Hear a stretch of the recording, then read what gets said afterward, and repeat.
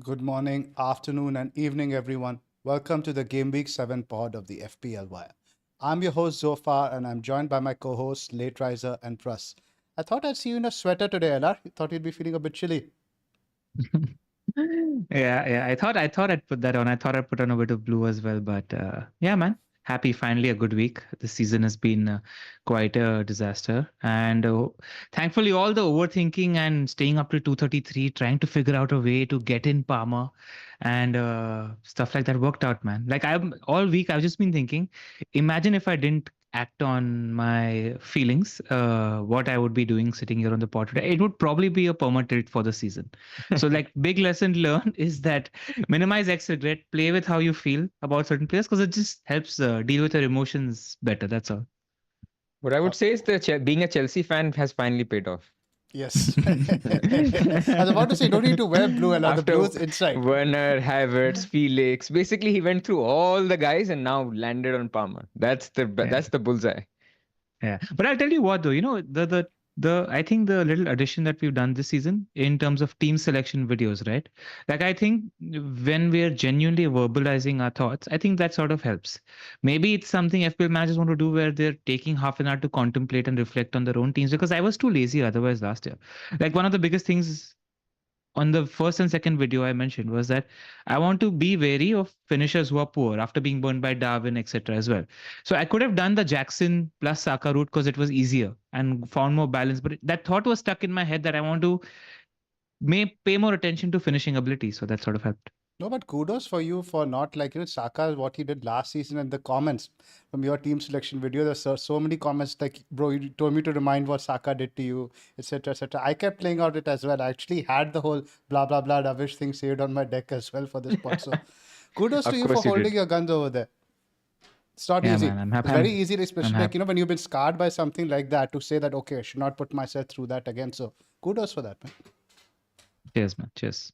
About you, Pras? How was Wildcard week? Good man. I'm we'll our job here is to calm people down and we're Welcome gonna to do the that. bad weeks, Press.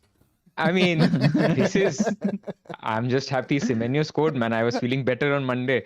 Look, the counter to the thing that LR said on doing videos.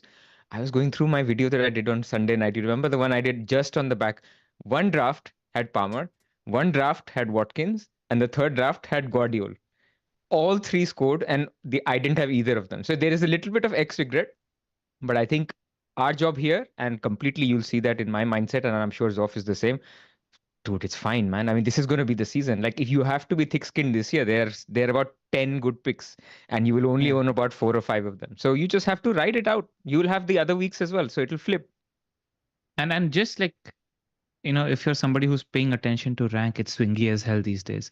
Especially because no matter wherever or whatever point you're in the season, there's three big hitters or two big hitters that you can't own. And that's just going to be the nature of the season. So there are weeks where you'll go down a million, there are weeks where you'll go up a million, and this is just going to be how this season is going to be. So calm down. Don't pay attention to ranks this early. I think game week 15 is when you look at your ranks and assess. Cool. Lots to talk about, guys. Let's get started with our sponsor plugs and we'll dive in. Yep. Sure. As always, all the data tables that you see on our podcast are from the Fantasy Football Scout members area.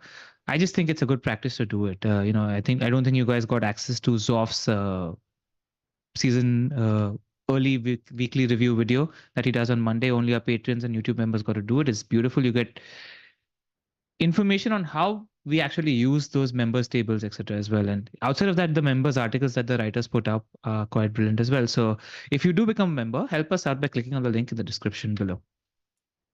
And as you guys know, NordVPN has been a long-term partner of the FPL Wire. If you're bored of the streaming libraries in your country, with NordVPN, you can access content outside your region, get access to a wider library on your favorite streaming services. And if you're traveling outside your country, you can access your home library content. Every purchase of the 2-year NordVPN plan using the link nordvpn.com/the FPL Wire will receive an additional 4 bonus months on top. TV showtime, guys. You guys been watching And that's the anything? bottom line because Palmer Cold said so. The Vince McMahon I've show? been Yeah, I've been watching the Vince McMahon show. That's quite nice. Been a WWE fan. I think everybody has a bit of nostalgia there. So I think episode 4 and 5, I skipped through some of the first episodes, but episode 4 and 5 where they show the Attitude Era, etc., which is what I think I saw while growing up, was quite nice, and it was a nice nostalgia trip there. First question to you guys. I know Zoph, you're a Stone Cold guy. Pras, you're a Stone Cold guy or a Dude, Rock I guy? used to watch WWF well before that. Well I'm before of that, the same here. Tatanka generation. I'm of the Tatanka, Bret Iron Hart. Sheik, Iron So Sheik, yeah. by the time these guys came, I had stopped watching. So again, shows our age. But yeah, Tatanka was my favorite. Like I had a cousin. Like I moved overseas for a couple of years. My cousin used to send me postcards of what is the update on what Tatanka has been doing and what Bret Hart has been doing and things like that. Shawn Michaels. I remember the guys. Yeah, The Bret Hart Bret was the Hart story best. is actually quite Yeah, interesting yeah. on There's the. You should watch it. the best there was, the best there is, the best there ever will be. I think that was his slogan. Yeah, yeah, yeah. Bret Hart fan myself as well. In fact, there was a birthday party where I had when I was 5 or 6, which had Bret Hart, Randy Savage, and Undertaker in the ring as like the You wore those cake. pink So yeah, glasses. lots of those pink glasses, man. Yeah, Lovely. there's something Nice. cool about him. Yeah. Getting back to Nod, it also has an efficient anti-malware and anti-spyware protection tool. It highlights any attack and deletes it before it makes a mess of your computer. Grab your exclusive NordVPN deal by going to nordvpn.com/the FPL Wire. It's completely risk-free with Nord's 30-day money-back guarantee. You can sign up using the link in the description below.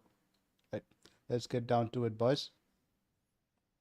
LR, by the way, we have to mention that this was LR's choice in the thumbnail. He was very insistent that the Chelsea flag has to be there behind Palmer. It is true. It is actually true. Yeah. I'm not making it up. Varun in the chat, you're my witness. It's just a beautiful image. Yeah, why wouldn't you want it to be there? Yeah, Absolutely. So, yeah. I can completely concur. All right, but like this is what we do on the pod. We look forward, rather than bickering over wildcard picks, etc. Like what might play down. Actually, I was having a chat with Pras on Monday, and this comes down to a tweet that I did 2 weeks ago, where I just generally tweeted, "Where do you think the FPL edge is going to be this season?" And Pras replied to that saying that it's going to be the premiums below Haaland. So basically, the premiums is where the edge is going to be. Now, after we've seen, and what happened is I was just hovering over a Discord, and Zoph spoke about there being a big variance between Saka's 3 to 5 points and Palmer's 25 points.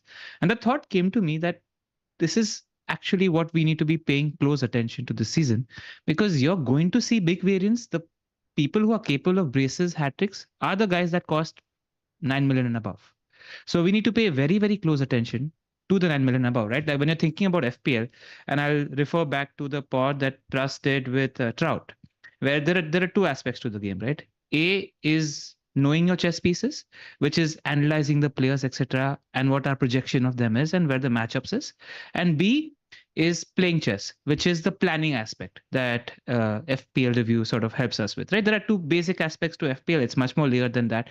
But I feel like because of the pricing this season and because we can't own 2 or 3 premiums at any point, paying closer attention to the matchups for these premiums, paying close attention to the fixtures that are coming for these premiums. So you need to monitor fixtures for 6 or 7 or 8 teams very consistently and plan your moves around that, is where you're going to chase the variance per se.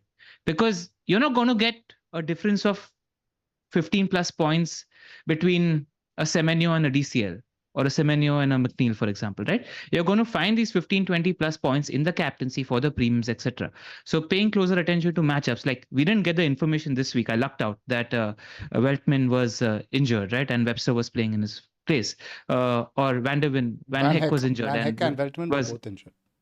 Yeah, so that played out in my favor. But maybe paying close attention to, okay, Liverpool are playing Brighton next, and this centre back is injured. There's actually a 15-point haul for the taking here. Paying very, very close attention to these big hitters is where you're going to gain 50, 20 points if you just are not loose and lazy about it. And by what I mean by saying not loose and lazy, yeah, I see a block of greens. These are good fixtures. I see a block of reds. These are tough fixtures. No. Is this team actually defending better than the numbers are saying out? Maybe paying close attention to that helps us gain an advantage on the field. Because I think there are points for the taking here because you can't own all the big hitters all the time. Pras? Yeah, I mean, I think I mean, this is my favorite part of FPL, like looking at fixtures, fixating. But it comes with health warning, right? Like, it can be next week that Palmer does really well and did everything that Saka did. Now, I'm not comparing these two players, but I'm just saying that Yeah. Saka can also score a hat trick home to Southampton. So it's just also comes with a health warning that even if you pick the big hitter with a good fixture, they could be Son could have home to Ipswich and you can't get to him, or Saka could have a good fixture, or there are so many good picks that you do have to a little bit also have a faith, given all the things that you've talked about, which is basically you're seeing something more than just the fixtures. Either that is in the matchups or it's in the positioning, it's in the minutes. Like Palmer's minutes because of no Europe, completely that's the edge. So there are these things, elements to it as well, which basically need to give you the conviction to go against, but still you have to be prepared to take the punches in certain weeks where it just may not work out, because that's how football is. It's just, listen, you're going to take punches this season no matter what. I genuinely think you need to be prepped to pay punches because, I mean, you're not going to own Salah, you're not going to own Palmer, you're not going to own Saka, you're not going to own Watkins, you're not going to own two of these players at all times. It's just not possible. So that's an important conversation to have. And that actually led to another point where our friend Jazzy and I have been talking about, right, when we were building the wildcard team. He's like, "Are you sure about Trent? Are you sure about Trent?" And sort of, we were fixated in our heads that Trent was sort of a perma pick, right? Now, like there are two schools to this, right? If you want to spend your transfers in these premium attackers, you need to have a stable defense. You genuinely need to have a stable defense. But also, if you go Trent down to a 5 million defender, you have 2 million to upgrade a Diaz to a 9.5, 10 million midfielder. So are you okay with buying an extra premium per se by going down on Trent and sacrificing that spot? Or do you think the stability that Trent offers, because the extra points that are going to be in your defense is going to be worth it? That's I don't know the answer, but these are the questions maybe we need to be asking this early in the season. If we find the answers now, we couldn't have an edge in the next 10, 15, 20 weeks. Completely. Look, just one more thing to add before Zoff. There are three structures right now that people are generally going with, which are adapting to the landscape that we're seeing now. Right? Structure number one is the more standard structure where you have two premiums. So Haaland and another 9 to 11 million midfielder, and you have Trent, which is basically like a somewhat of a midway. You have the premium attacker, you have the premium mid under Salah, and you have Haaland. The second structure is the one that you're referring to, where people try to squeeze in a third midfield premium, which I'm calling Palmer, Saka's, and Sons all premiums now. So basically, to do that, to have Haaland, a Saka, and a Palmer, you have to sacrifice Trent. So you have to then basically take a view: is that a long-term structure? For me, the biggest weakness of this structure is the fact that you are a little bit lopsided, a bit like how I was with Salah and Haaland at the beginning. So you become a little lopsided. When does that structure work well? When nobody between 6 million to 10 million actually puts their hand up. Like nobody, like Jota, Diaz, the Spurs midfielders, the Man United midfielders. Now we'll come to those conversations. So if our view in the future is actually between now and the next 6 weeks, some of these 6 to 8 million midfielders will put their hand up, then maybe going three premium is not the way. And then there's a final structure in which you don't have Haaland. And in that case, you can have 2, 3 premiums. You can have Salah, you can have Saka, you can have Palmer, and you can have Trent, but you don't have Haaland. So I think all these three are viable. You will see right now in the top 200K, 250K, and that, again, rank doesn't matter, but I'm using it as a proxy of teams doing well. All these three teams are in there. So it's a case of what we now see in the future. And when we're going to be talking about this captaincy matrix, when we're going to be talking about future planning, hop on, hop off, what we need to ask ourselves as a question is, do we have to have three premiums? Do we have to have Haaland? Do we have to have Trent? I don't think there's a clear answer for any one of them. We just need to pay close attention to that every week. That's why we were in Lego Mane's DMs and we asked him for the captaincy matrix, and we're going to make it a feature of the pod every week. I just think that's something that we need to look at in terms of future planning, etc. Because that needs to probably be the priority. And I mean, I don't know, right? Like let's say Palmer scores 3 goals in the next 2 games. Then you're sitting thinking that, you know what, Palmer's fine. We need to move the others around. Like we learn that by the time the season goes on and on, right? The more information we get, the more substantial our claims and hot takes will be. So we need to just deep dive. Just a small thing, that's the origin of bad team on paper, by the way. Because I used to have very lopsided teams back in the day. And like people were always commenting that team doesn't look balanced. And it probably doesn't need to be balanced also if you find a path and the reading of the season. That's all. So Fair. Zoff? I just want to dial it back and possibly give some therapy to our viewers about what happened with Saka versus Palmer, right? We need to contextualize it. I think now you look at the numbers over here. Saka had 8 chances created, 2 shots, etc. Well, Palmer obviously had a load of chances, etc. himself. But I think that Brighton game was an absolutely freak matchup, man. The way they set up defensively with that personnel. I mean, Webster had a Gary Neville West Brom level of game. Even Kadioglu was so naive, constantly getting pulled apart by Sancho and Madueke. And Palmer said in the post game that the coach set up for us to exploit the backline. And what we have to give credit to Maresca, he set up similar to counter West Ham's weaknesses. So what we saw in terms of probability, now Palmer, look at his goals. One was a back pass, one was a free kick, one was a penalty. And I know he had other chances which he could have scored. But just you see that the freak occasions, the freak things that happen, what we have got is a very low probability of the bell curve, in which Saka has got no returns and Palmer has got 25 points. A fairer thing I would have said to closer, like Palmer probably deserved to outscore Saka, but I think it should have probably been closer to like 11 versus 18, something like that. Yeah. So we need to calm ourselves to that aspect. What happened was a freak thing, which we are on the bad end of. Correct. Absolutely agree. I mean, there was definitely variance in play there. I mean, Saka should have had 2 assists and 3 bonus minimum.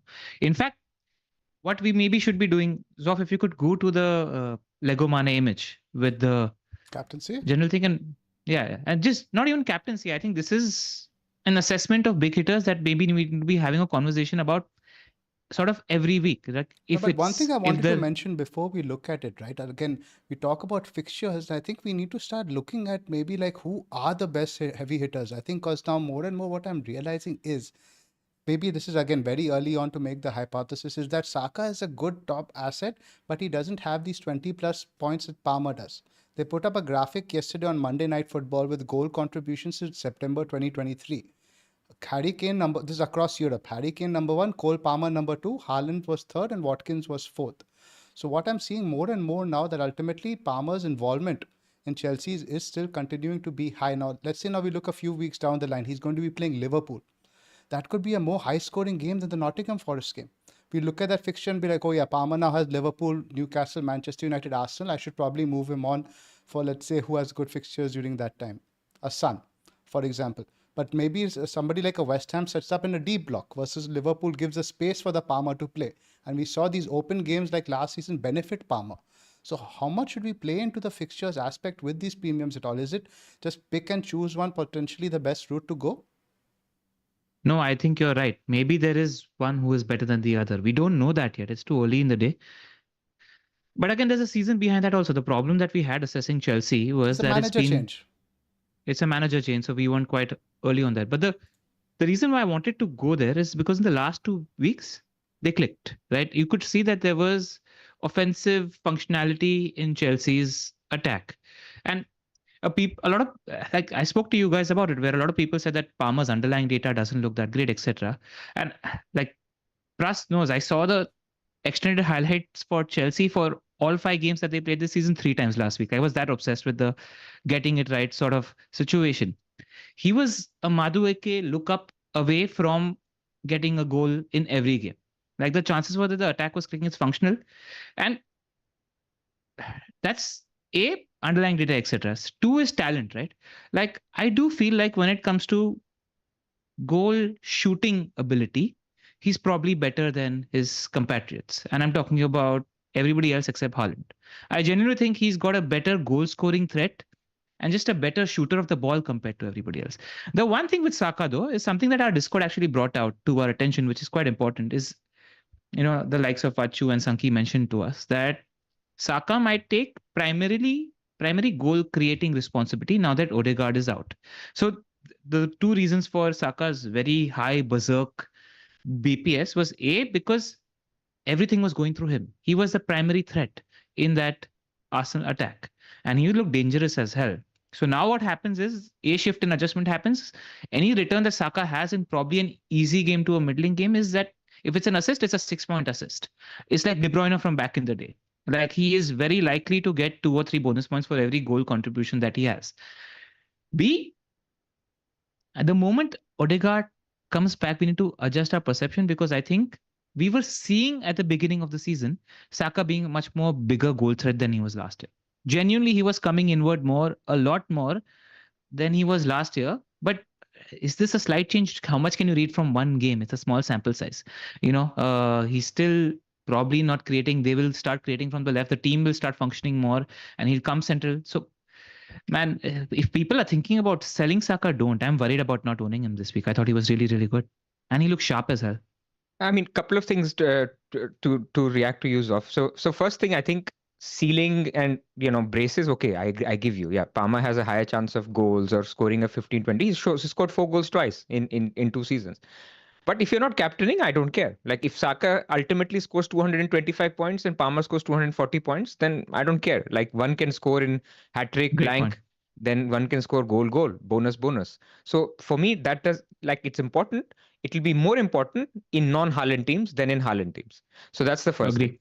Second thing is no matter what, if you take over long period of time, yes, we can say he can do well against Liverpool. Yes, he can do well against Arsenal. Over a long period of time, we go through this process in our team selection. We look at goal share odds. We look at goal scoring odds. We look at the fact that this team is expected to score 3 goals this week versus this team is expected to score 1.5 goals this week. Then you look at the share of goals. So let's say Palmer's share of goals in Chelsea is going up because he's becoming more of a talisman. So let's say his share of goals is 60%. Saka's is maybe 35%, let's say. So, but I'm still saying if there's an easier fixture run, then 35% of 3 expected goals is still higher than 60% of 1.5 expected goals. So we still have to look at fixtures, in my view. And maybe you guys know me, I'm so fixture obsessed that I will still play fixtures. I will not, especially with the opportunity that LR is talking about, where maybe it is about moving around these semi premiums or even Haaland at the right times and taking advantage. You can be burnt, but I still think that's the way to play. Yeah, and I agree with you. We take fixtures. I just feel like we need to add a deeper level to that. That's all. Yeah. Like it can't just like Zoph was doing exactly that, where he was saying that probably for Palmer, the Liverpool fixture might be better than the Forest fixture. Like that sort of thinking, brainstorming. And yeah, we're going to get punched here. We're going to get punched all the time. What is our job as podcasters? To actually just say what we're seeing and make observations and turn that into hot takes and see if it works. And we're not going to be right all the time. But I much rather be active and try to solve it than say passive and no, let everybody else make the mistakes. We're not going to play FPL here, right? So like I think that's the take here. Yeah. Anything else to add on Cool. this discussion, guys? But I do think, again, I'm repeating myself again. Certain heavy hitters, I think you can just set and forget. Again, Salah is a good example this week. I think he had one shot, generally poor performance, still came back with 10 points. Certain Like, guys, there's a you can little bit just of pick and hold. adjustment. Let's talk about these guys. I think it's a great starting point for the pod in general. In general, just talk about these guys while we're assessing the hitters. I want to talk about Watkins, for example. Like at the start of the week, the thought that I had is that Watkins is in this category with Haaland, Saka, Salah, Son, Palmer, right? But he's the cheapest of them all, which probably makes him the best and the easiest third guy to fit in when he has a good run of fixtures without compromising on much of the team. So that was the pro for Watkins. And then I got a con also, where the slight minutes threat that Watkins has from a Duran, none of the other guys have that much of a significant threat when it comes to expected minutes. Like Watkins still could get 60, 70, 75 odd minutes in some games. The others are more striving towards the 80 plus minutes. And B, need to pay close attention to Aston Villa's form, man. I thought Ipswich were really good against them. Under one I thought XG even consistently, even against Wolves, they struggled with the XG creation. Chance creation numbers are very low. I think I had to look at 5 shots in the box their entire Ipswich game. Exactly. And even last game, like against Wolves, they've had like these 20, 30-minute periods where they're doing really well, but they're not as good as they were last season. I just feels like that. They haven't clicked into gear. Until they click, like I'm right now sitting all right that I don't have Watkins in my team. I'm okay. The worry part is the not- fixture this week, of course. It is the fixture It this is the week. worry. That's the worry. There's no Yeah. denying that.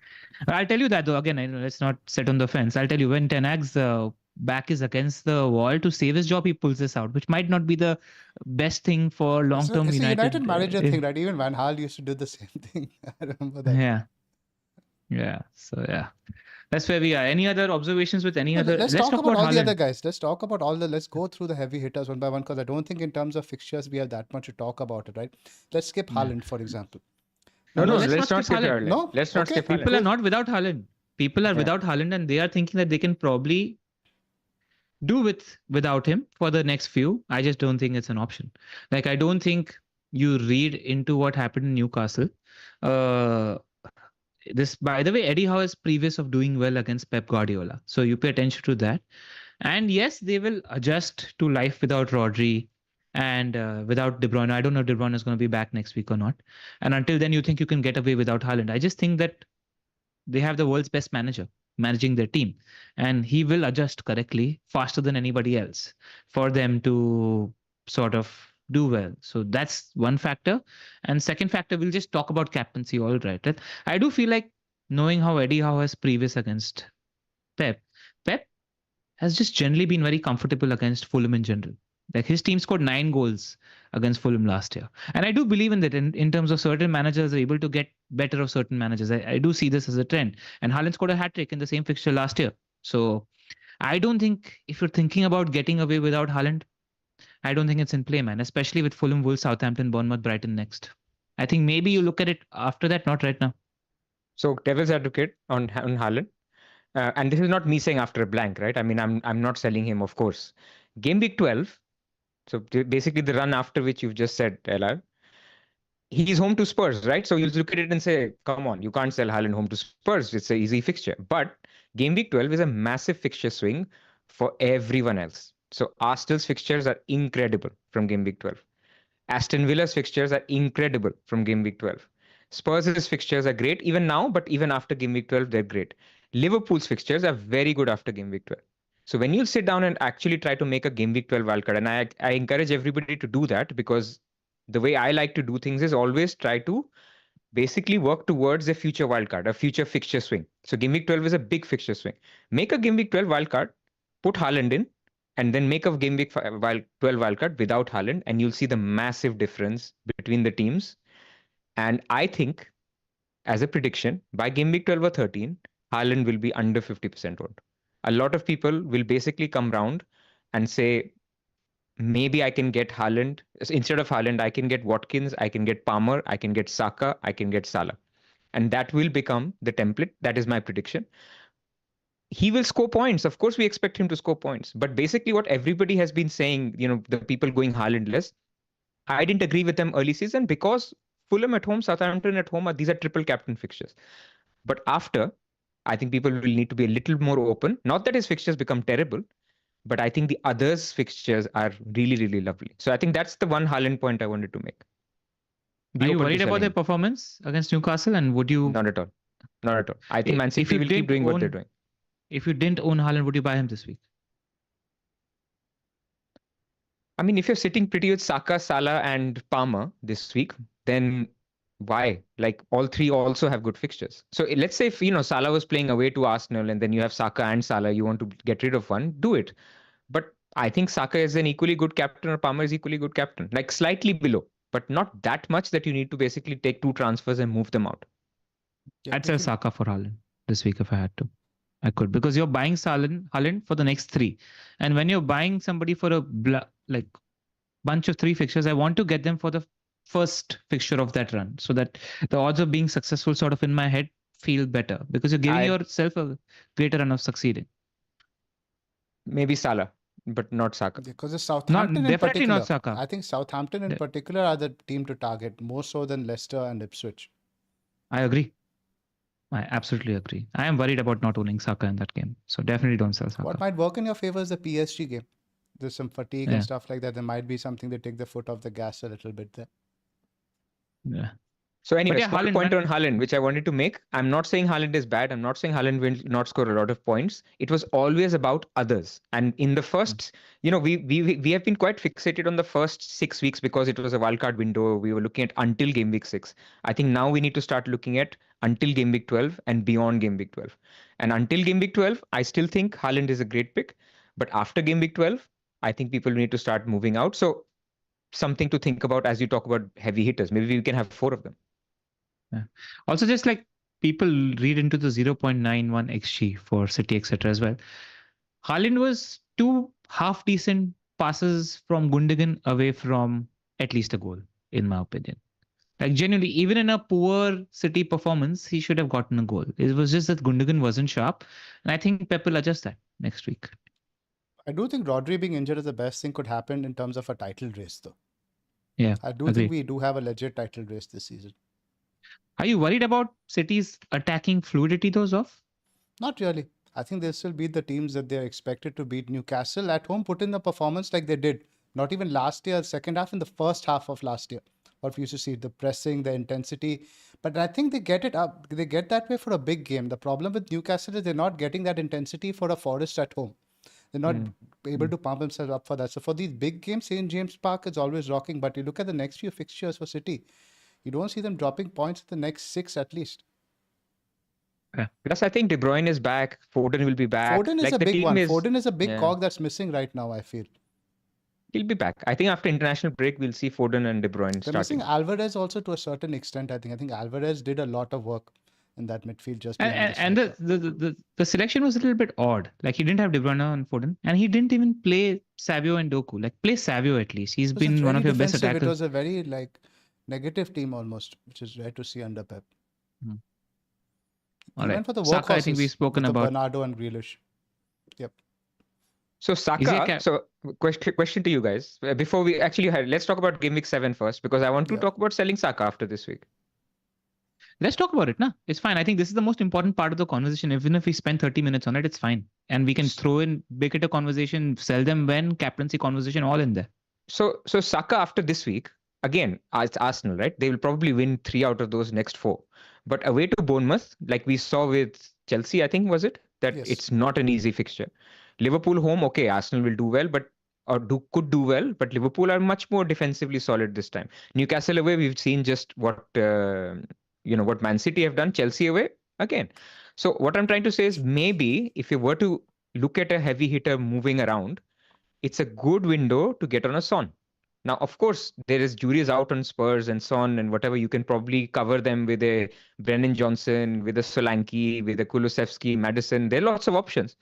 But if you're talking about explosive, who scores a brace, if they get a penalty, basically dovetails really well. Because as soon as he's done with playing Southampton, Saka, then you move to a Son who plays West Ham, Crystal Palace, Aston Villa, Ipswich. All 4 good games, because even the Crystal Palace away, right now Crystal Palace's form we can see. So we've always said Villa is a good Son game. Ipswich at home, West Ham at home are prime Son games.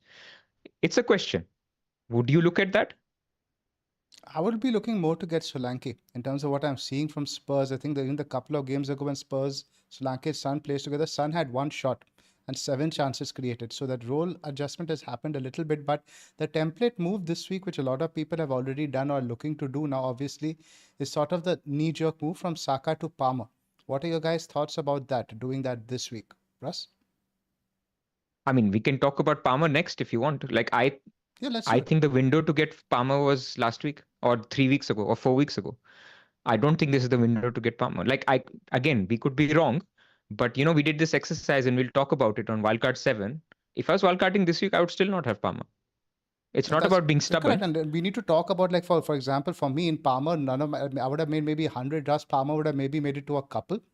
Probably that was just over structure-wise, because why were we not looking to get Palmer? Number one, for me, it was the underlying data. I didn't see enough shots in the box. Even today, even after that whole performance, he still has had 9 shots in the box in 6 games. But again, we saw how lethal he can be when he is in the box, right? And again, as we spoke about, the fixtures aren't necessarily bad fixtures. Liverpool away, again, could be an open game. Newcastle will likely be open. Manchester United, less said the better. Arsenal is at home. Maybe we just ignore fixtures and do the move for an asset that probably scores higher than Saka over the next 4-5 weeks. I'm playing devil's advocate here, not necessarily what I think. Not this week.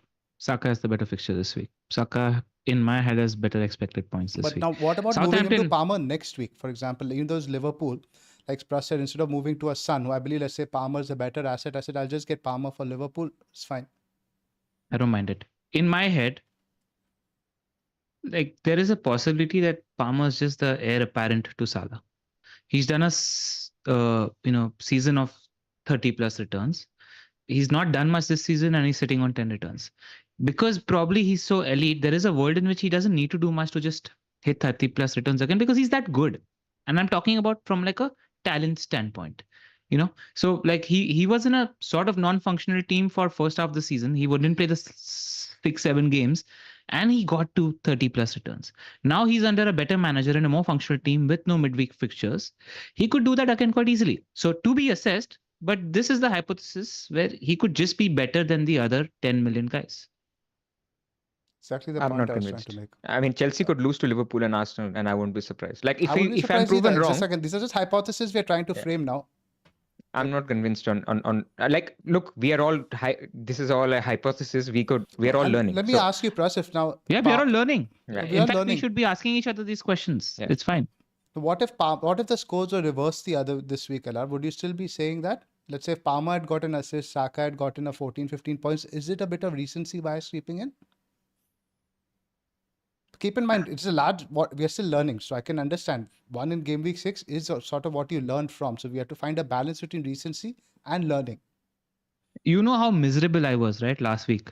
Like not being able to fit Palmer into my team. Like, so I don't think it's recency bias. Very, very honestly. Like both of you all know more than anything else. I was up till 2:30 in the night figuring out how to fit Palmer in the team. And like eventually, like I was like, no Incorrect. Saka, etc. So yeah, so like that's the thing. Like I feel good about Palmer, but like the Pras is right where the entry point was the Brighton game. Because before that, I was mentioning that Brighton are there for the taking. There is a chance for an explosive sort of haul there. So to be assessed, I'm with Pras actually, because there's ways to look at that fixture run, right? Like Liverpool is okay, but Pras, the thing is, I think I see Newcastle at home and United away as good fixtures for Palmer. Yeah, for sure. I have no doubt. But what I'm trying to say is, look, I think there's two discussions here. We trust Palmer. We trust that Palmer. Now we've learned enough that Palmer is going to take 50-60% of goal share. Goal share, not even assist or goal. That being said, Pras, I think his position this game was different. In West Ham, Fair enough. it didn't look like that. This was very clearly the manager had told them to play almost a 2 up top. Yeah, it was against West Ham also. Genuinely, they were 60, 2 up top. right? It wasn't this forward, bro, against West Ham, because he was literally playing on the last line to break the defense. It wasn't like this against West Ham. West Ham And against Nuno, the forward. Against Nuno's 5 at the back, it's going to be like a Mariana Trench. Like they will sit deep. Like they're not going to give the same space. But I'm not saying he's not going to do well against Nottingham Forest. We're talking about the fixtures after that anyway. Right.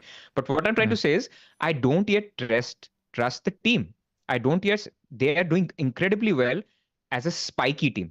Like Wolves trash, Brighton trash. Rest of the games, Bournemouth very average. Okay. Bournemouth average. Man City lost. Full smash and grab. So what I'm trying to say is, for 10.5 million, you better be a Premier League team where I can trust you to win most games, like an Arsenal or a Man City or a Liverpool. Are Chelsea on the trajectory? Probably. But I'm not there yet. That if this is a game against Liverpool, if I'm doing my sleeper pick, I'm picking Liverpool against Chelsea and I'm picking Arsenal against Chelsea right now as things stand. Let them beat them or let them do well. Let it be a 2-3 game in which Palmer scores. I'll change it and then Palmer can be in my team forever. But I'm not taking the plunge now by selling a very important pick to get Palmer, to buy Palmer, because we're talking about Wildcard next week. To buy Palmer next week, I'm not there yet. Definitely don't sell Salah. Saka, sorry. Definitely don't sell Saka. That's all I have to say about that right now. Right. I'm in a very similar boat to Pras, and that is why, honestly, he wasn't in my wildcard thinking at all. So my ex-regret of not owning Palmer is not very high. But it is just what it is, man. It's still going to feel FOMO, even though Palmer wasn't on my radar. As a Chelsea fan, when I watched him smash those goals, part of me obviously did wish I owned Palmer, right? So just the season of FOMO. We have to get used to it. Yeah. All right. What do you guys think about? We think we've discussed Saka. What do you think about Mo and his performance against Wolves? Liverpool weren't great that game. I think they had 5 or 6 shots in the box in general. This isn't obviously a club-based Liverpool. They're not going to destroy teams as much. They're getting the results, but in terms of expectations, in terms of goals, they've gone down. But the minutes for Mo is a big factor. The fact that he's getting these 90 plus over all the other attackers definitely puts him a peg higher. And Pens, man. Pens were back this week. Pens were back. Yeah, Pens were a factor this week. They're spot on. Yeah. So yeah, it's just but again, it's a 2 million. That's the question. The 2 million from us, Palmer. What does that get you? Like you said, that's the difference between a Diaz and a Foden, a Diaz and a Saka. Yep. But like, would you sell more to fund Haaland this week? I think most people that have more probably don't have Haaland, and that's the big question. And I think I would do it. I would do it. Yeah. Selling Saka is a bit harder, but to sell Salah for more, Haaland, I would do it. Yep. I would. I think it's a good window to come off Liverpool. I think, look, game week 6 wildcard was a lot to do with Liverpool and, coming off a little bit of Liverpool, but they still had a couple of good fixtures. So getting access to Wolves, Crystal Palace. But after that, look, Chelsea at home. Again, we can't be bullish on Chelsea and Liverpool for that fixture. Again, and I see comments in the chat. I understand. We're not talking about teams, we're talking about players. But if a team is expected to lose for me, their expected goals are lower. So it's all about goal share. We're talking about big premiums here. Like, who's scoring a brace? Is it Salah or Palmer? It's very unlikely to be both. So we're going to have this conversation at least 30 times this season. I just feel like it's all right. We can be a little brave with our hot takes. That's all. Like, because we're going to recommend selling 2 or 3 of these guys almost every week, genuinely. So, and then more often than not, the person we sell is going to brace, and that's going to happen, but it's all right. We don't want to be passive. So that's the stand we're taking.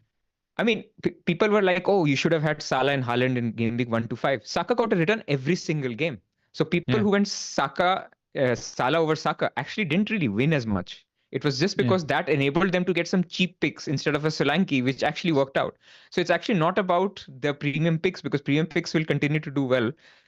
And it's very easy to be wrong in them. So yeah, I mean, on Liverpool, I think you can get rid, but you will probably want them back by game week 12. So another game week 12 or even game week 15, if you wanted to be early and if you wanted to hold them, also fine. Because apart from Arsenal away, I don't see a fixture where it's a terrible fixture for Liverpool, right? Chelsea home, Brighton home. Brighton, we've just seen what they did to Chelsea. So Brighton home is a good fixture. Villa home is a good fixture. Southampton away is a good fixture. So you can also keep it. This is why I don't want to sell Trent either, man. Because Trent is also a premium for me. Yeah. And this is why I don't want to sell Diaz. Like, if he's starting, I'm fine. Because I have the same perception you, that except for Arsenal away, from an attacking standpoint, all these other fixtures, the 3 home games are there for the taking. I just think luck is going to be much higher this season than anything we have in the past. You can make perfectly good decision, and let's say for example, let's say the United Spurs game, obviously Spurs were on top. A red card happens. The complexion of the game completely changes. That guy could, like Solanke on that day, could have gotten a 20-point haul, for example. Even though the fixture would be difficult on paper, the luck factor is very much exacerbated this season. But it also means that the more you put yourself in the position to get lucky with these variable fixtures and matchups, like, you need to try getting on the 60% of the right side. And that 60% of the right side will account for a lot if you're on the good side of the big hauls of the big guys. And also, the big hauls might not come in the easy fixtures. That's the point I'm trying to drive. I'm leaning more towards keep the good guys to the tougher fixtures. That's what I'm leaning. Yeah. Good fixtures could mean Liverpool at home, in your opinion. By what I mean by saying good fixtures is paying just closer attention to them. That's all. Like, not being passive about them and saying that, you know what, it's fine. The good guys, like, actively question these picks more is what I think we should do. And I think it's better. This season is better than last season for sure. Like last season, we all had 9 same players. The only luck was... We had Haaland, Saka, Salah, Watkins. Everyone who we're talking about was in our team. That's also to a certain extent. We're used to scoring so many points. This season, I don't just simply think we won't be getting as many points because we don't have as many good players. Simple as that. So, but it's a different type of luck, right? Because we all had eight same players. The luck was on the 3 last players, your 3 worst players, which is a way worse way. Like, we all felt it's a much better game this year. Yeah. So I feel it's a much better game. Yeah, okay, there will be some, the heart will have to be stronger. But I think this is a way more fun. And by the way, there is skill here. I think, and I'm sorry if you've done this, people who have done Saka to Palmer this week off back of a knee jerk based on Palmer's haul, that is... I will be looking forward to overtaking them in the future. Not this week, maybe, but those are the types of managers where skill is required, patience is required, a view over long-term fixtures is required. You can't just be knee-jerking over fixture. People thinking, okay, I'm going to sell, Trent this week and take a hit to get Palmer because I need to have Palmer. I'm sorry, that's not skill. So for me, there is a skill element to it when pricing is so tight and people are not patient and don't have a long-term view about things. And it's not even long-term view, man. Southampton at home is probably the best fixture in the league right now. Just even for Trent or anyone. Like, you need to have conviction over your picks for 4-5 weeks. And if you're looking at moving things, okay, early season, you can be a little bit more knee jerky because we're learning things, right? I mean, that I give, that we are learning. Like if Chelsea are looking legit, like even title contenders, we've learned something we had no clue about earlier. So things do change, but I think, there is a lot of skill still to be had this year. I think we discussed most of these guys now. Do you want to move on to that colored off table you sent, Ella? Is something you wanted to discuss? No. This is better. Just a couple of other picks that people in the chat have mentioned, which while we're discussing the big teams. Thoughts on Trossard, man? 6.9 million midfielder playing striker. I feel like he's first choice striker alongside Kai until the time Odegaard is out. What are your thoughts there? Because there is a hypothesis in which he's probably the best under 7 million midfielder at the moment.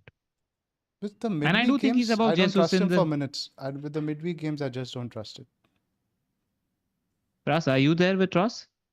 He's not my kind of pick. Like if it was a free hit and Jesus has played the Champions League and you go, okay, for 1 week, I have full conviction Trossard is going to start home to Southampton, pick him on a free hit.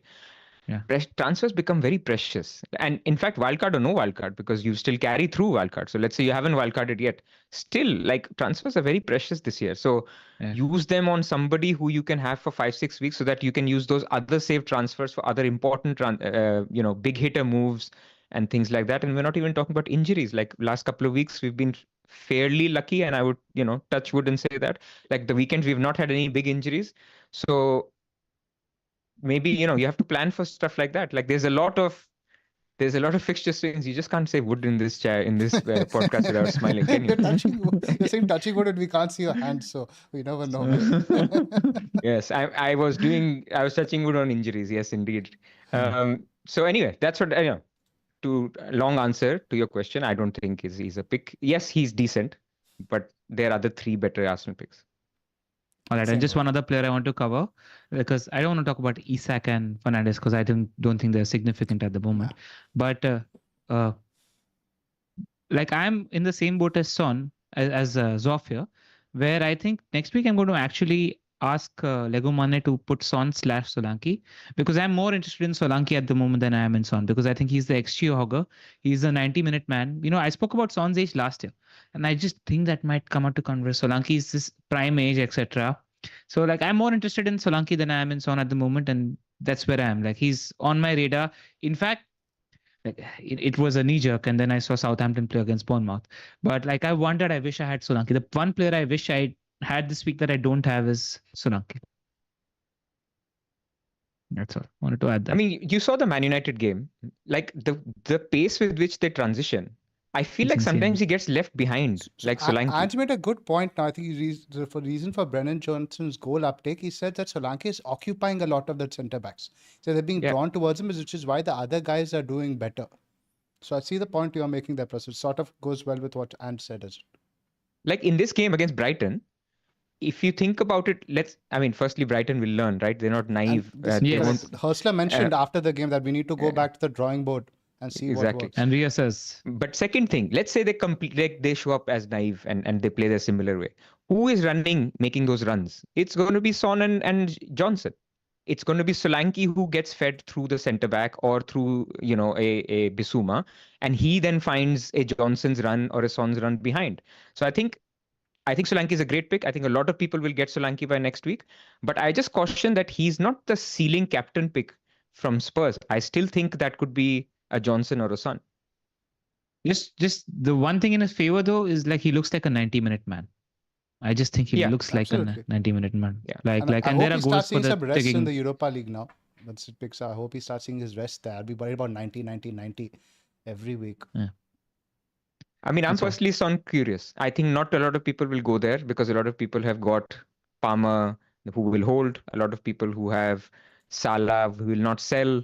And Son has been injured. And I think there is an opportunity. And you get basically 100% pen share if you get Solanke and Son. So I'm open to it. Depends if other injuries crop up. But I feel there is a ceiling there and we're forgetting. And the fixtures are very, very good. I think good time to bring up this image which you sent me, Ella. Yeah, shout out to Jazzy who sent this image. Just talking about really good attacks, right? So you see Chelsea is right up there in terms of the sheer XG plus goals weighted. They're ahead of Liverpool, Arsenal, City, and Spurs. But I want to say that this chunk of five is the team where the attackers are cooking at the moment.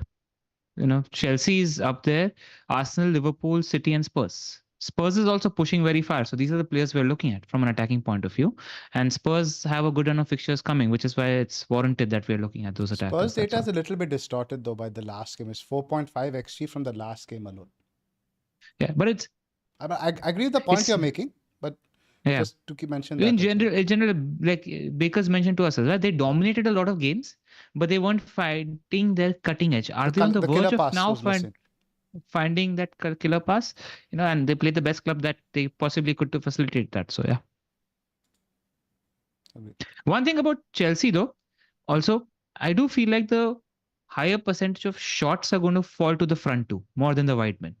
So I think Palmer and Jackson need to be paid more attention to there, where they might hog a higher percentage of their XG compared to the other players and other teams. That's all. Against Brighton, they both had 5 shots in the box. No other Chelsea player had more than 1. Exactly. But again, I can read that with a caveat. That was a very specific setup for that game where they were playing those two guys central. It wasn't anything like that against West Ham, Bournemouth, etc. So that data game has to be read specifically. Yeah. And if you just move back one slide, like to the color of which one? This one? The fixture ticker one. Like think hard, because people might knee-jerk early next week before selling your Arsenal assets against Bournemouth away. Now Bournemouth are exactly the kind of team where you don't mind your attackers because they don't sit deep, which leads to space for teams that are capable of exploiting space. So it's good to mention that right now, because then people might see some heavy variance next week and then immediately make like knee-jerk transfers. So I just want to mention that Bournemouth is also a very good fixture for Arsenal attackers. Yep. For those of us with double attack, I don't mind losing one, for example. I think that's probably the I'll be doing Havertz to Solanke as soon as Solanke is finished playing. He's not going to England. Just that game, that's all. Like it's a good game for attackers. What else, Ella? Do you want to discuss your collar off table, or should we move on to this week's fixtures? Just quickly, I'll add a point, because this is the table that this was last year, but one of the reasons why I went Palmer, as you can see, he was like a flat track bully.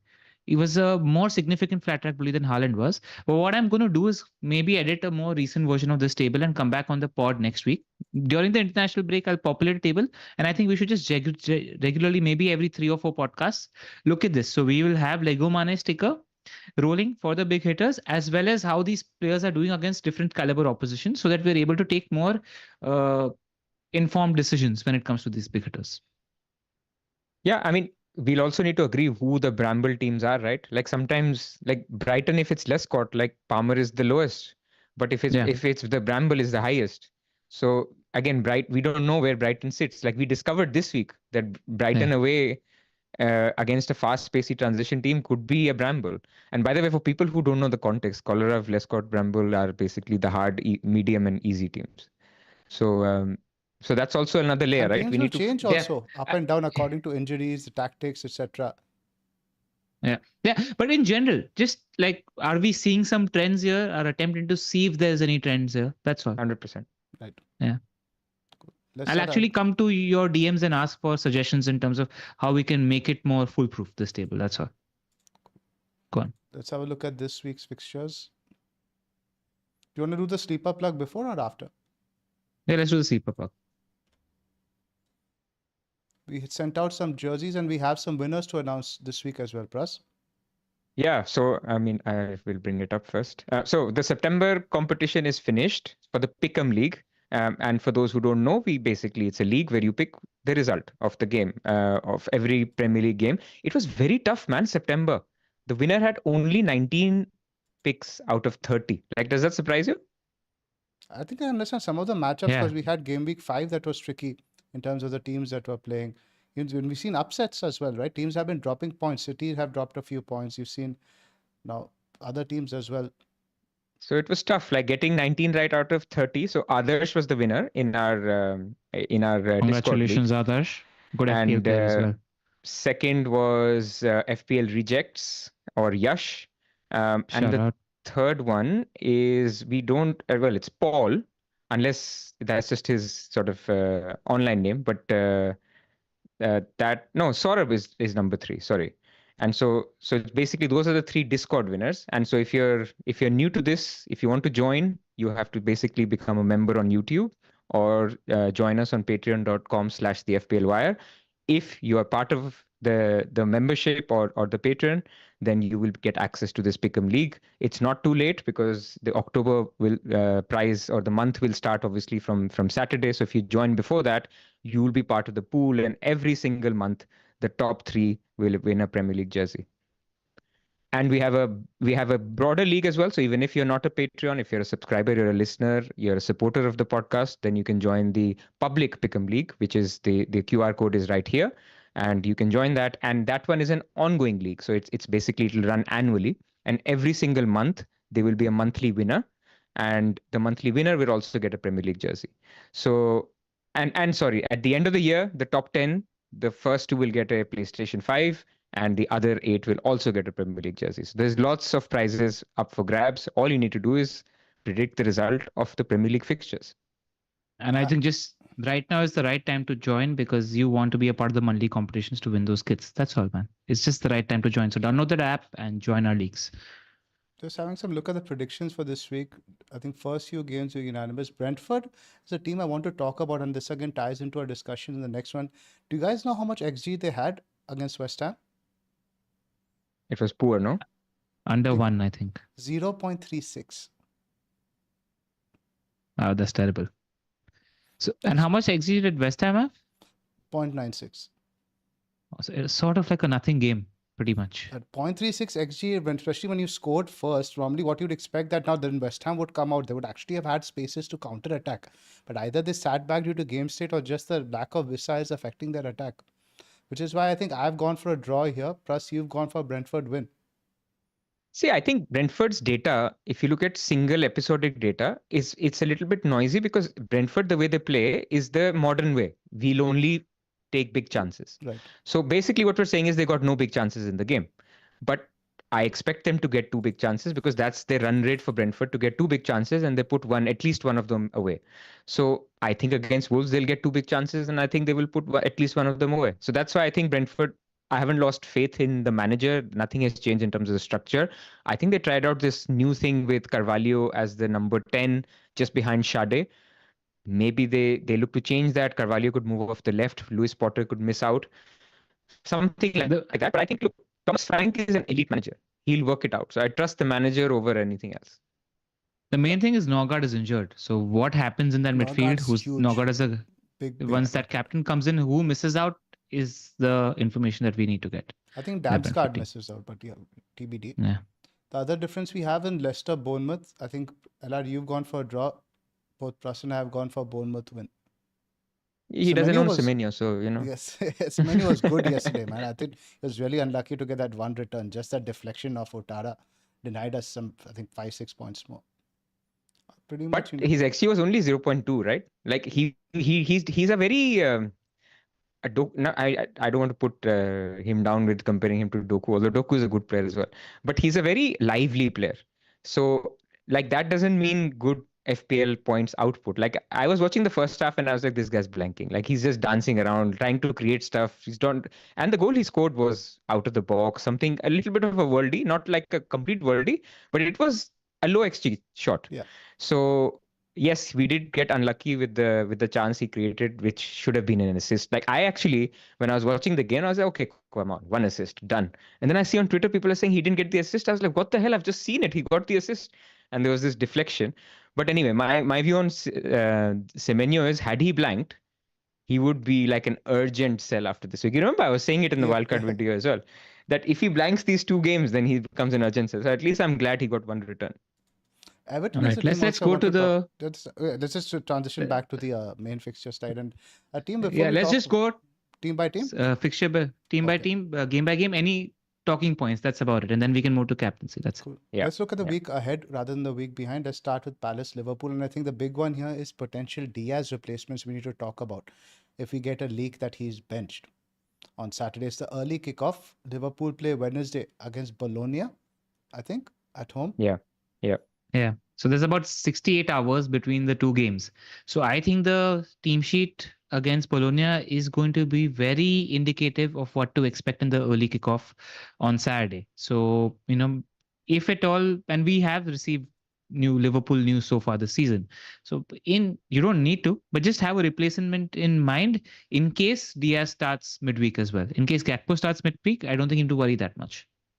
You could potentially bench him, right? For example, somebody like me who's benching a DCL or Rogers, I think it makes sense to just tuck Diaz away then in that case and potentially Yep. get somebody with more money in your pocket to spend next week, right? And With more two transfers information. Well, we're and more learning information fast. as well. Yeah. That's one option. But in terms of, let's discuss the replacements, potential guys, and those guys who potentially below his price bracket than up. Two replacements in my head at the moment. One is Brennan Johnson, and obviously because Spurs are going on a good run of fixtures, he's on a good run of form where he's scored 4 and 4. Looks like his minutes look a lot more secure because Kulusevski, who's prime competition in that left wing spot, is playing right wing spot, is playing midfielder, and he's probably the second best chance hogger in that Spurs team because they do get a lot of chances at that back post. And whether it's a tap in or whether it's he's playing through and he's got a nice shot from his right foot as well, which he's hit the post with against United as well. So, looks good at the moment. The only caveat is could be 70 minutes if Spurs have a bad game or two and Kulusevski's moved back. That's the problem with him as a pick. But I think I'm convinced enough with the run of fixtures there. The player that I'm weighing up with him against as a Diaz replacement is sort of like post-hype sleeper pick at the moment, and that's Eze. I'm hoping to pick him up on the cheap because I think his run of fixtures after Liverpool are really, really good. And I feel like he's just been unlucky this season so far. He's a 90-minute man. And the more I think about not wanting to spend transfers in these sort of positions, the more I think I want Eze because I think he's a 90-minute man. I do rate the manager. I do think Crystal Palace will work it out. So these are the two players that I'm looking at as potential Diaz replacements at the moment. I think Kulu also deserves to be in the discussion. Guess how many chances he created against United? 7. 9. I think 9. Yeah. I think all of them have +1 XGI against us, man. We were just that bad. Yeah. But Kulu's doing well in this role. He mentioned that he's really enjoying playing centrally rather than on the wing. So again, he is an option, bit more of left field. I'm not there on Eze yet. The data is trending downwards. In the last game, he had just one shot in the box. I'm not there on Palace yet. Until they get a couple of wins under their belt, I'd rather wait and see. Because after this is Forest away. Yeah, but the run in general, right? Let me see the season after ticker. Forest away, it gets better. You can keep Eze for the long term. Like if exactly. You have to, I'm of a similar view. with him. That's the thing with Eze. You will get the eventual 15-pointer. Just somebody need He could be 6.7 by the international break. Lovely. Became up for 6.7. Keep him. Don't change him. Like I genuinely think he would be a good pickup. But I also see your arguments of like things have changed. If you're still on pens 100%, that changes. If Palace were at least, they have not won a single game. Like I don't know what's going on. If you caught the highlights of the Everton game, first half brilliant. Like I was watching Match of the Day and I was like, why are people complaining? Palace are playing brilliantly. Second half, they don't show up. Like it was so pathetic. So there is something going on there, and you could like I would even go as far as saying like Glasner, how long he lasts, not because he's fired, maybe he's not interested or whatever. Something's not right there. Same boat. Arsenal Southampton. Wait, one other thing, by the way, there's some rumors flying around on Jota. So again, nothing confirmed, so not to scare anybody. That Jota may be out. He wasn't in training today.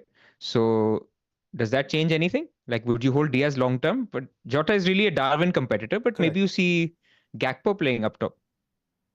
Did you see that FIFA video when Gakpo complained about his player card?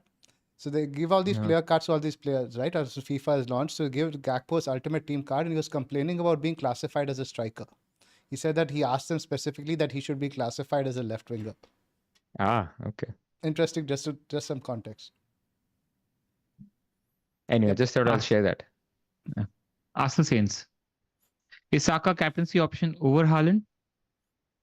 Not for me, Clive. I think Arsenal, again, the PSG game makes me feel that this is going to be a 2-0, 3-0 and then see it out. Haaland, this game just feels like a big haul after they drop points. I do think the fixture strength difficulty is there, but I just feel like Haaland is more talismanic than Saka is. Yes. That's all. That's where I am. But I won't be surprised to see Arsenal score 4 against Southampton, and I'm worried about not having Saka in my team. Yeah, same boat. So people who don't have Haaland, I think Saka will be the clear captain choice for them. And for people who have, I think they will just Over a Palmer, gravitate Pras? towards Salah. Just as a fixture? I think it's a better fixture than Palmer this week. I'd agree. Absolutely right. I agree too. And also a better matchup. Like just, low block versus, The team who comes Southampton to still play. try to play. Yeah. They're very much like Yeah. your company, right? I think just try to play every game, even though they get battered. And it's a disaster, man. Like watching them, they have no structure. Players are playing out of position. Like He's just FPL playing random lost. guys up top. Yeah, He's yeah. just checking yesterday, dribbling up top. So It was such a nostalgia team yesterday. They got Bednarek, Charlie Taylor, Ryan Fraser, and Cornet, man. Lallana It was missing, like but the entire gang was there. a pop culture FPL team it was, man. The Southampton team. So yeah. And Havertz, I think we're quite excited to own him. Like FPL Uproar in the chat is saying he's going Havertz cap. Would you stop him, LR? I would stop him if he has Haaland in his team. If he doesn't have Haaland in his team, I wouldn't stop him. But like as an information point of view, everybody was talking about Havertz midfield, and I think we kept bringing the bell that Havertz is not playing midfield. He's not played midfield all season. The Arsenal are playing with two strikers up top, and that's what we saw in the game. So yeah, three big chances, 1.87 xG. Yeah. Very fortunate goal though. I have to say at the end, I turned off the TV after turned on like. Yeah. But fortunate. I'd say he evened out. He should have gotten a goal by the end of the. Exactly. Yeah. I had turned off the TV. I had written it off. Brentford Wolves. Wolves looked impressive, man. We thought that Liverpool would absolutely demolish them, and they gave Liverpool a fairly decent game, in my opinion. So I don't know what to make of this game. I think it's a little difficult to call, and it might either Brentford demolishes them by 2 or 3 goals because that's what Wolves are capable of, or it might be like a draw. I don't know if I see Wolves winning. Team, I think, was set up very defensively or very differently rather in these big games. I think with Chelsea, what happened? They thought that Chelsea could have they can get at them.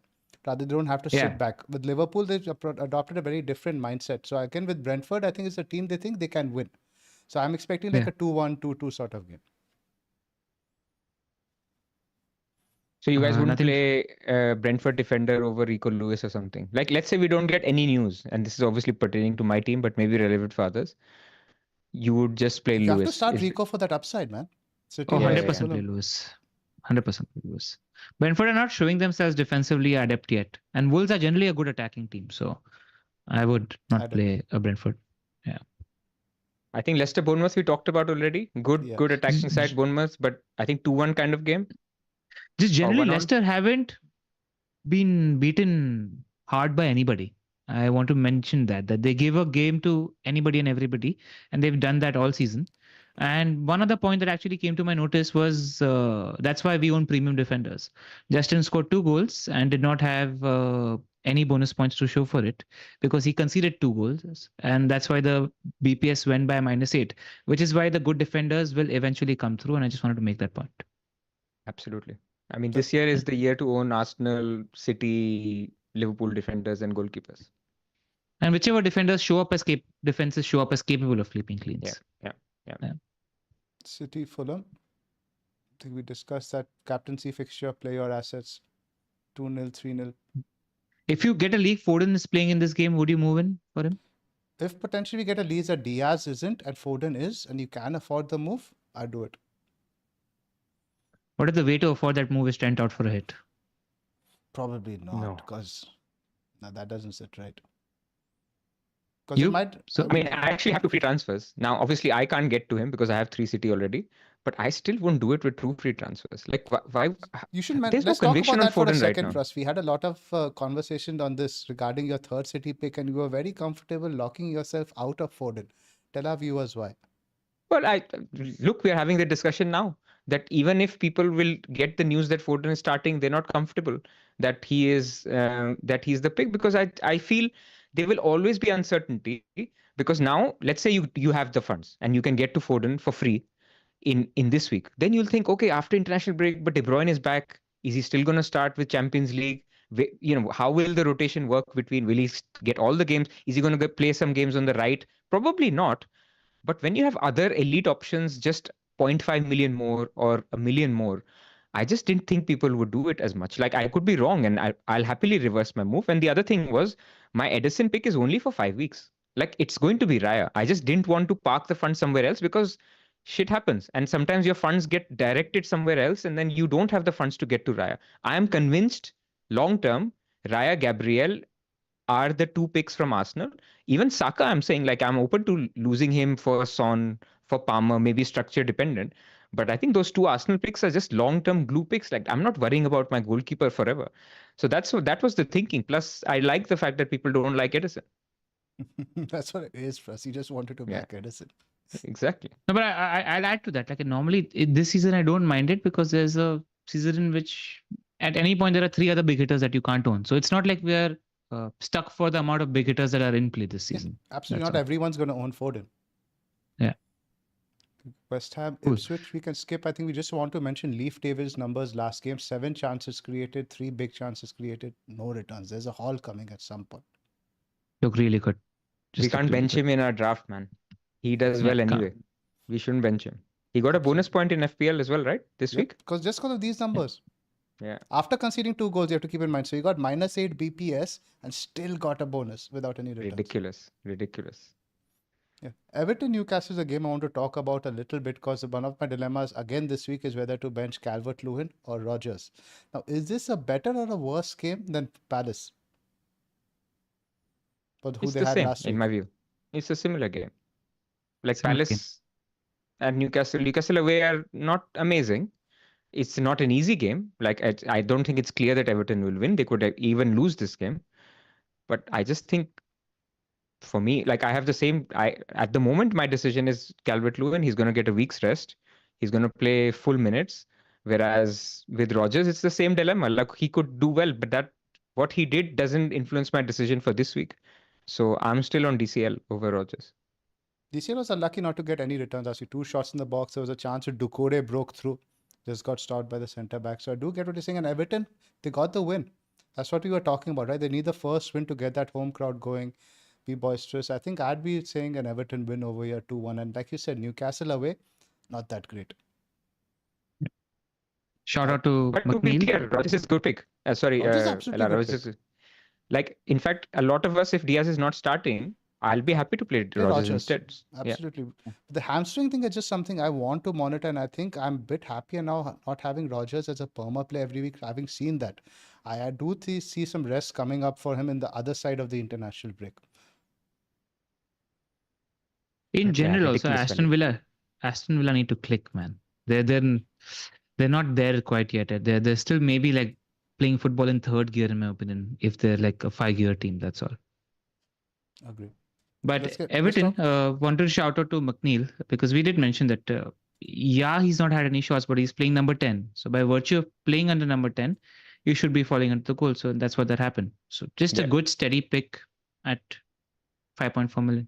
No, I need to put my hand up on him. Like we were all looking at data and saying he's an XA guy, and LR said he's playing number 10, so could be in the goals. Now, they were really nice worldy goals. Actually, the first one. Second one was a proper in the box goal. Yeah. So shout out, I think good call.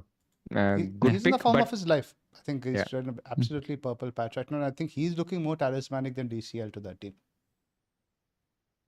right now. Move on to Villa United. No. Let's not talk. No, move on to Chelsea Forest. Come on, boys.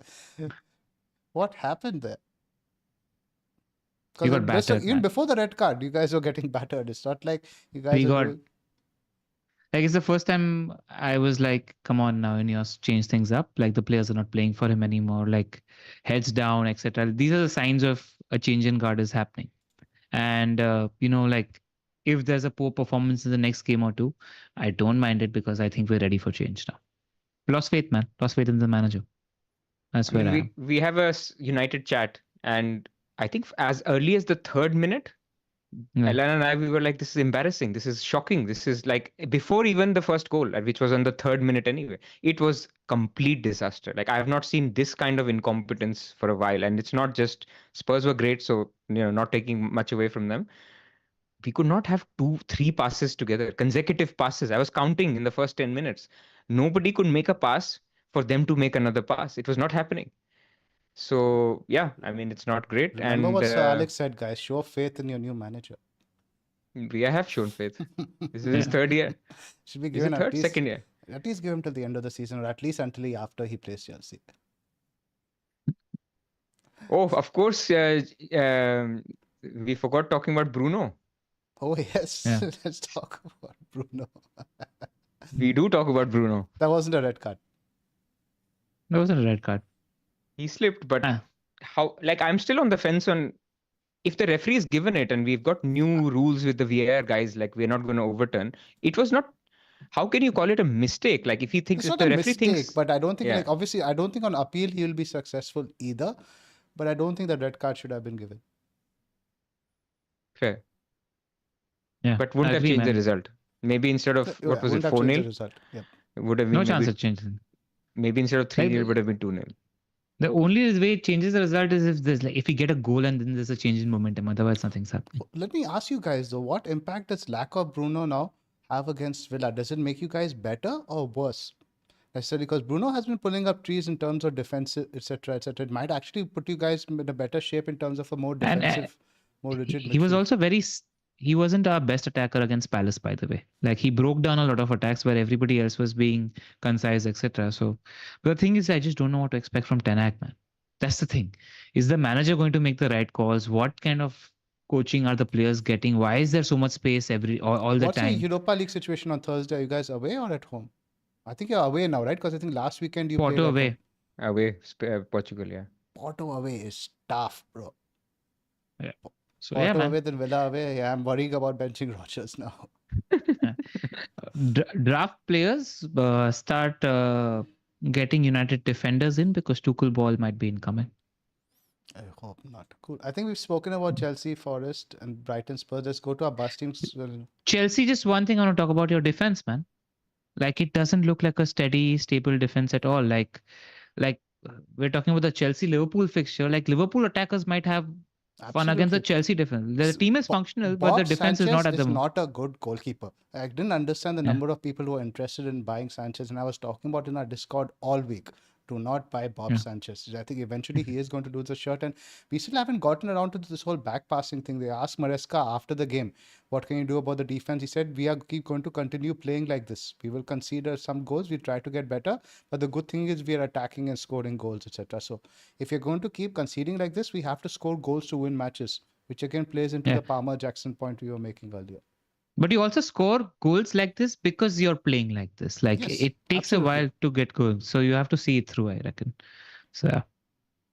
All right, Brighton Spurs, just saying that Spurs attackers, if you have a striker, I don't mind a Spurs attacker in this game. That's why that's why Johnson is also in my thoughts, because there could be a goal or 2 or 3 to be gotten against Brighton. Though you are expecting, the one thing that always we forget is the managers learn and managers adjust, and Hurstler will adjust, as he's mentioned in his post match. The personal is a problem, man. Webster is completely done. Yeah, agreed. They need Van Hecke. But he is not fit, by the way, for this week.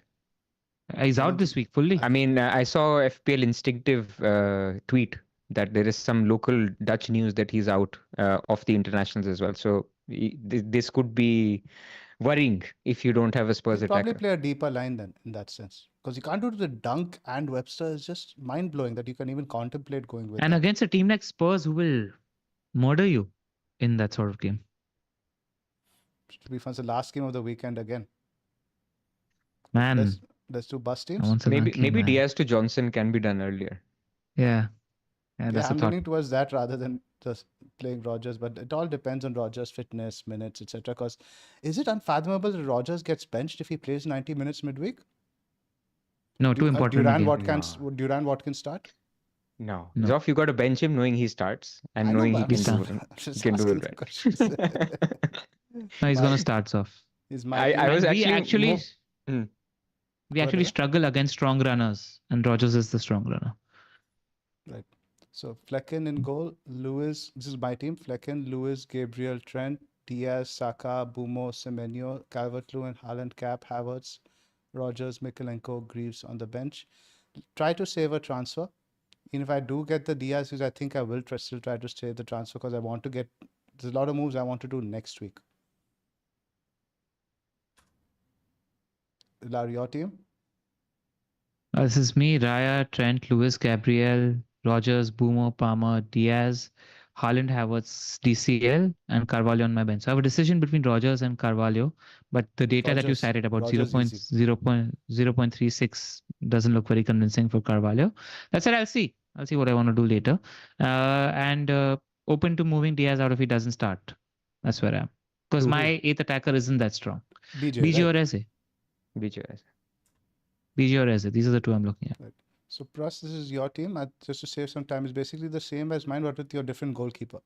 With Edison. So you've got Edison. yeah. So look, I have 2 free transfers, so that's a big difference. So if there is some news on Diaz, there are things I can do. Like I can do Mikalenko and Palmer for Trent, and I won't do it, but I'm saying I can do it. I have 2 free transfers to do it. So I will Mikalenko probably and Palmer for Trent and Diaz? Diaz. Yes. Don't tempt me.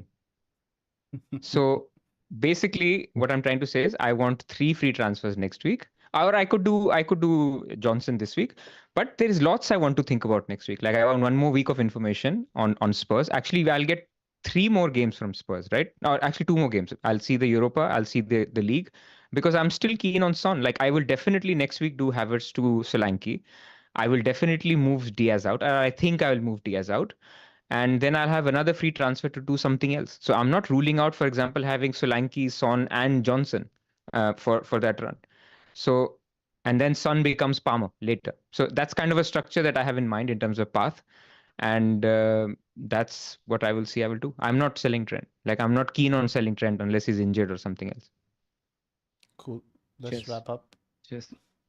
All right, thank you guys. So we haven't done like subscribe plug all pod. So if you like what we've been up to, hit the like and subscribe button. All of us would really appreciate it. And you will see 3 of us later in the week with our individual team selection videos. Until then, any last words, boys? There is a super chat. We have to answer that. Great from Miguel Calleja. Bumo or Arsenal defense is priority. I think I can answer on behalf of everyone. Bumo. Absolutely. They had 4 shots in the box, Brentford, out of which Bumo had 3. Yeah. So Bumo is forever. Bumo is Unless forever. your Arsenal defender is Gabriel. No, still. Well, if still Bumo. after this week, you don't need Arsenal defense. Not necessarily. Long term, you do, but Bumo you need now for this is the entry point. How will Pras go to Son and Palmer? How to finance it? Saka to Son. Yeah. And when I will release money from Havertz to Solanke, there'll be money. And also, Johnson is much cheaper than Diaz. Money will not be a problem. This is why I didn't mind spending in the defense, because I know like we were quite stretched. The only time when money becomes a problem is if you're trying to stretch 3 premiums, like Haaland plus Son plus Palmer. Or ultra premium. That's when Trent comes into the equation. Correct. It can't happen without Trent. Pleasure, boys. I think it's been a cathartic experience. All of us needed that. Not you so much, Adav, at least I did this week, and I'm sure a lot of our listeners did. Pleasure seeing you guys. We'll be back, I think, on the international break. That's our content. What we're planning to do a pod, I think, on Tuesday or Thursday. We'll let you guys know. Most likely it will be Tuesday. We'll try to do something on the wildcard as well. I think a lot of you guys are wildcarding over the next IB. We'll try to have some content there. But again, hope you guys enjoyed this one, and see you again for our team selection videos. Take care, guys. Bye-bye. Bye.